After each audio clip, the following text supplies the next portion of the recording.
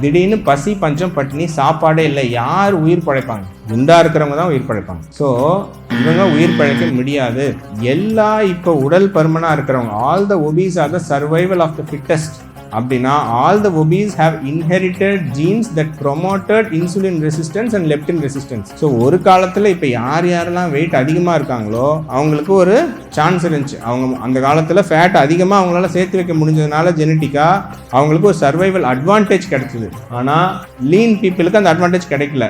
So எங்கெங்கெல்லாம் ஃபெமின்ஸ் அதெல்லாம் பசி பஞ்சம் பட்டினி அதிகமாக இருந்துச்சோ அந்த ஊர்களில் பொதுவாகவே இந்த இன்சுலின் ரெசிஸ்டன்ஸுக்கான ஜீனை சைலண்ட்டாக கேரி பண்ணுறவங்க அதிகம். ஃபார் எக்ஸாம்பிள் இந்த மாதிரி சவுத் இந்தியன், தமிழ்நாடு மாதிரியானவர்கள், இங்கெல்லாம் நான் வருஷம் ஃபுல்லாக தண்ணி வர மாதிரி ஆறுலாம் நமக்கு கிடையாது. காவிரி ஒரு வாட்டி வரும், ஒரு வாட்டி வத்திடும்.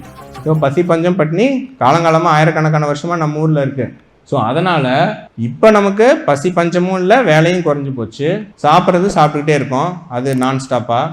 அப்போ ஃபேட்டை சேமித்து வச்சுட்டே இருக்கோம். ஸோ இப்போ கம்மியான ஃபேட் இருந்தால் எப்படி எமர்ஜென்சிஸ் ஃபேஸ் பண்ண முடியலையோ, அதிகமான ஃபேட் இருக்கிறது இப்போ obesity, diabetes, PCOD, fatty liver, இது எல்லா இஷ்யூஸும் காஸ் பண்ணுது. ஸோ அப்போ ஒபிசிட்டிங்கிறது காம்பினேஷன் ஆஃப் நம்ம ஜீன், நம்ம டயட் அண்ட் ஃபிசிக்கல் ஆக்டிவிட்டி. இது மூணு. ஜெனட்டிக்காகவே ஒருத்தங்களுக்கு ஒரு இன்ஹரண்ட் கெப்பாசிட்டி அல்லது டெண்டன்சி இருக்கணும். அதுக்கு மேலே ஒரு டயட் கொஞ்சம் மோசமாக இருக்கணும். ஏன்னா நீங்கள் ஃப்ரெண்ட்ஸ்லாம் பார்த்துருப்பீங்க, கண்டா சாப்பிடுவாங்க. நான் நிறைய பேர் கேட்பேன், ஒல்லியாக இருக்கிறவங்க எல்லாரும் பயங்கர ஸ்ட்ரிக்டான டயட்டில் இருக்கிறவங்கன்னோ அல்லது டெய்லியும் பயங்கரமாக ஒர்க் அவுட் பண்ணுறவங்கனோ அதெல்லாம் இல்லை. நிறைய பேர் ஒல்லியாக எல்லாம் சாப்பிட்றாங்க, கல்யாணத்துக்கு போகிறாங்க, விசேஷத்துக்கு போகிறாங்க, எல்லாம் சாப்பிட்றாங்க, ஆனால் ஃபிட்டாக இருக்காங்க. They are genetically blessed. They are genetically they don't have insulin resistance or leptin resistance.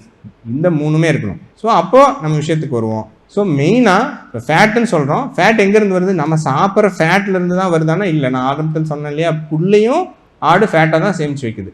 So ஆட்டில் இருக்கிற ஃபேட்டு புல்லுலேருந்து வருது. அப்படின்னா உடம்புல நம்ம சாப்பிட்ற கார்போஹைட்ரேட்ஸ், புரோட்டீன், ஃபேட் மூணையுமே உடம்பு ஃபேட்டாக கன்வெர்ட் பண்ணிடும். ஸோ எதெல்லாம் எக்ஸ்ட்ரா இருக்கோ அதெல்லாம் அந்த இன்சுலின்கிற ஹார்மோன் பிளட்டில் அதிக சுகராக இருக்கக்கூடாது, அது ஃபேட்டாக கன்வெர்ட் பண்ணிவிடும். தான் இதோட வேலை.